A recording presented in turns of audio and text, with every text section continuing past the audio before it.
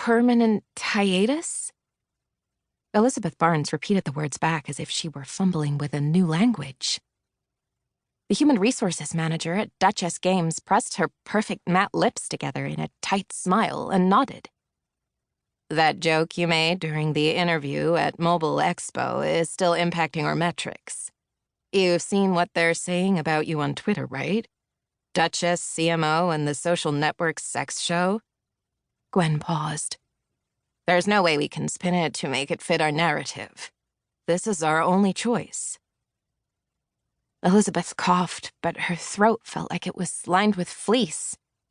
She glanced at her friend, mentor, and boss, Cecilia Wright, who was inspecting a strand of her blonde hair for split ends.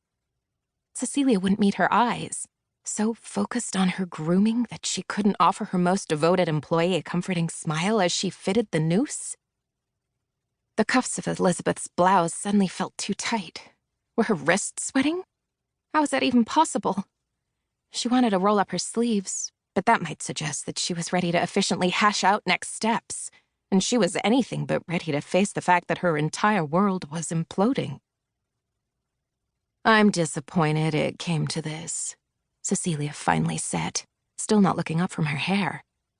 Some of your contributions were impactful. Some? The comment landed like a dropkick. Everyone in the company knew that Elizabeth's work had helped propel Duchess Games from plucky startup to an innovator in the mobile gaming world. She'd started in coding and worked her way up to chief marketing officer thanks to her annual vision boards and a work ethic that had made her hair fall out every time they released a new game. Elizabeth finally spoke up. I don't know how many more times I can say I'm sorry, but I'll try it again. I'm so sorry. I was exhausted. The reporter wouldn't stop asking about Entenmann, and I was trying to change his focus. I got flustered and said the wrong thing. I thought it would be funny, and he'd change the subject. She put her elbows on the table and cupped her forehead. The second after she'd made the joke, she'd envisioned the Cecilia rage storm to come, but she'd never imagined she'd end up in front of a literal firing squad. Your job isn't to be funny. It's to shut down rumors before they get out of hand, Cecilia replied. You didn't even preempt with our talking points. Elizabeth stopped herself from mentioning that there were no talking points because, according to Cecilia, Entenmann didn't exist. But what he said, it was pretty compelling. He had documentation about Entenmann, and I wasn't sure how to respond. Stop saying the E word, Cecilia hissed, suddenly locked on Elizabeth. I don't want to hear that word in my office again, okay? Or anywhere else. Don't get any ideas, Elizabeth. We're lawyered up and ready. Don't make me use them. So now she was threatening? Elizabeth met Cecilia's furious gaze and barely recognized the woman she'd spent so many late nights with. Cecilia's face was under the influence of a variety of fillers, so she couldn't make a truly angry expression, but the way her nostrils flared telegraphed rage. And something else. Fear. The three women sat in silence until a familiar, rhythmic wheezing filled the vacuum. Win, baby, are you okay? Cecilia looked over her shoulder at the beloved Duchess mascot, Winston the English bulldog. Her tone so maternal that it was hard to believe that she'd been spitting venom just a few seconds before.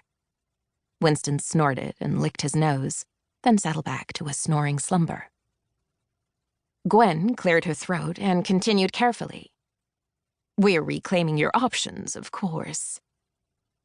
The nausea hit so fast and hard that Elizabeth slapped her hand over her mouth to keep from spewing her feelings all over the artisanal, hand-distressed, reclaimed wood conference table.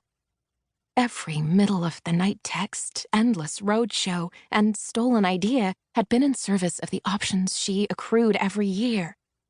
She loved the work, but the security that came with the options was her happily ever after.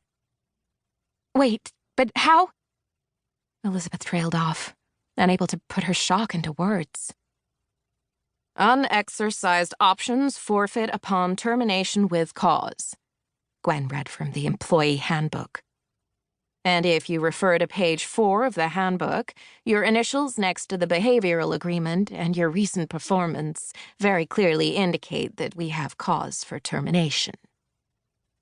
The company reputation provision, the one that seemed like a punchline, until it wasn't.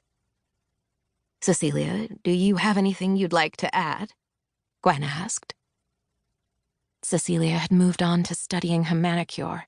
10 tiny red daggers that no one had the courage to tell her didn't mesh with her crystals and daily affirmations personal brand. She shook her head. We've got an exit package for you. Gwen rifled through the stack of papers in front of her. We need a signature, and then Frank will escort you out.